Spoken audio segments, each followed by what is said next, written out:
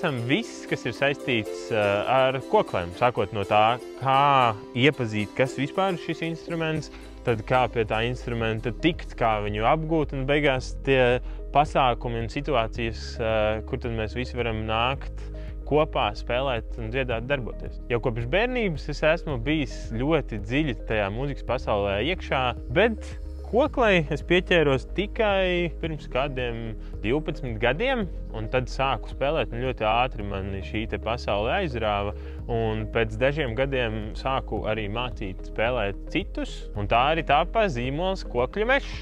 Mēs veidojam saturu, kas ļauj cilvēkiem iepazīt instrumentu, ieraudzīt viņu, tad tālāk mēs veidojam pasākumus, kurā jebkurš var paņemt rokās, pamēģināt kokli un saprast, ka pēc minūtes tu jau vari spēlēt. Tālāk iespēju mācīties, lai arī kur tu atrastos. Vedam visus kopā pasākumos un spēlējam kopā un darbojamies.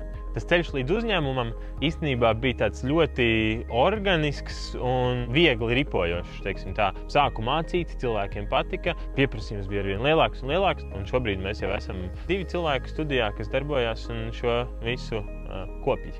Mums ir 2 tādi lieli virzieni. Viens būtu tā fiziskā atrašanās vieta, kas mums ir Kokļu Meža studija Rīgā, kur tad ik viens var nākt, spēlēt un darboties, bet otrs virziens ir digitāls. Tas nozīmē, ka mums ir iespēja mācīt un parādīt šo te brīnumaino instrumentu ikvienam, neatkarīgi no tā, kurā valstī tu dzīvo. Protams, ka katra mazā mērķīša, katrs milestones, kas ir sasniegts, protams, ir forši, bet tas nav tas, kas katru dienu mudina celties no rīta un darboties. Tās lietas noteikti ir katrs cilvēks, kas atnāk uz nodarbību un aiziet priecīgs, aiziet laimīgs. Tā ir tā galvenā motivācija, kas mums virza un bīd uz priekšu. Tā galvenā lieta, kas ir nepieciešama, lai tev būtu iespēja, ka uzņēmums izdosies, tev ir nežēlīgi jāspēj degt par to, ko tu darīsi.